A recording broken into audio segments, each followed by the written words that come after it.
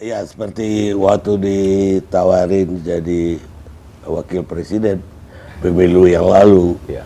kan Ustadz mengatakan Ustadz mau jadi berdakwah aja, Dakwah. mau jadi Ustadz aja, tidak mau jadi wakil presiden atau praktisi politik lah. politik.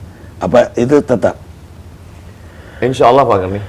Jadi saya mensupport kawan-kawan, sahabat-sahabat saya, bagi-bagi tugas. Ada yang jadi penjaga gawang, yang mengajarkan kitab kuning di pondok-pondok itu mereka tidak pernah tampil ke depan. Menurut saya ini adalah penjaga gawang.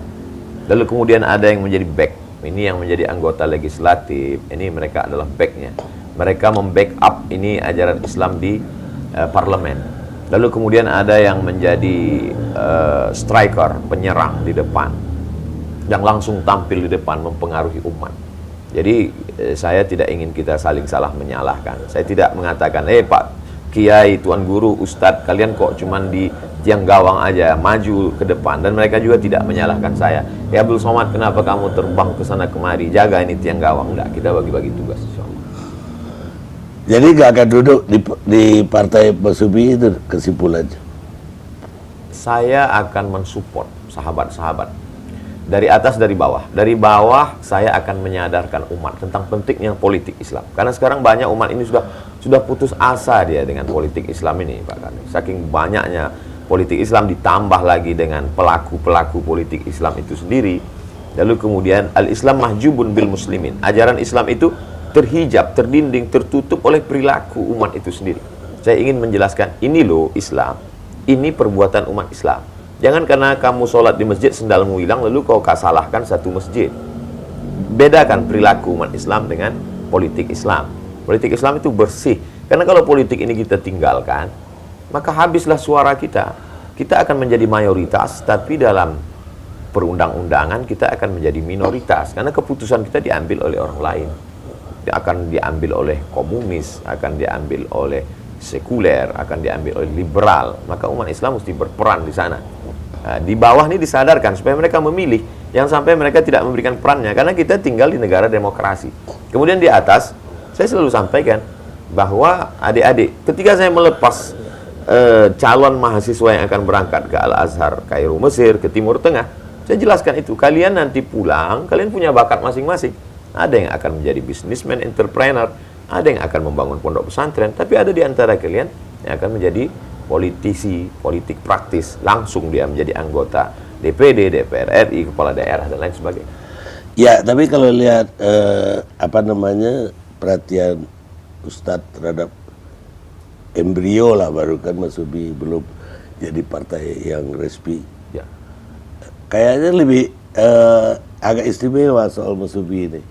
Karena partai-partai Islam lain selama ini nggak kelihatan ada pendekatan atau keakraban Ustadz. Ya. Padahal banyak sekali, ada PAN, ada PKB, P3, ada PKS. Kalau Pak Karni ingat ketika kita pemilu tahun 2018-19, ketika itu ada video saya sedang makan sate, lalu ada yang bertanya ke saya, Ustadz Somad, kami ini sedang bingung memilih partai. Lalu saya jawab di situ, video 1 menit, pendek saja.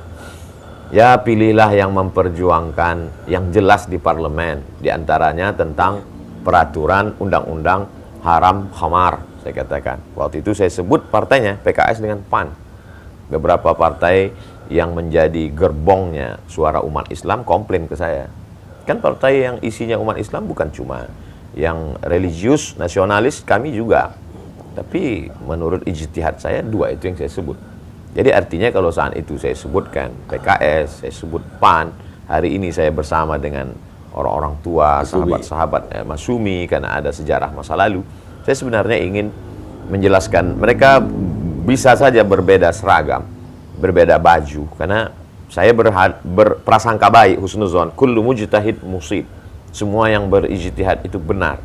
Dia dapat 2 pahala. Satu sisi dia sudah berijtihad, ijtihad politik. Satu sisi dia dapat pahala karena ijtihadnya.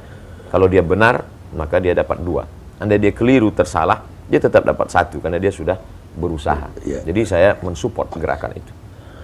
Apa ada sejarah orang tua atau kakek dulu juga bersubi? Secara praktis orang tua, kakek-kakek dulu kami lebih ke kalau sejarah dulu kakek-kakek kami adalah P3. Karena waktu itu zaman Pak Harto kan kita cuma ada 3 saja. Golkar, PDI, dan P3. Dan Kalau kakek kan masih masa tahun 50-an, kakek kan udah hidup. Mereka tidak. Mereka hanya gerakan agama, tasawuf, tidak ke politik. Oh, tasawuf.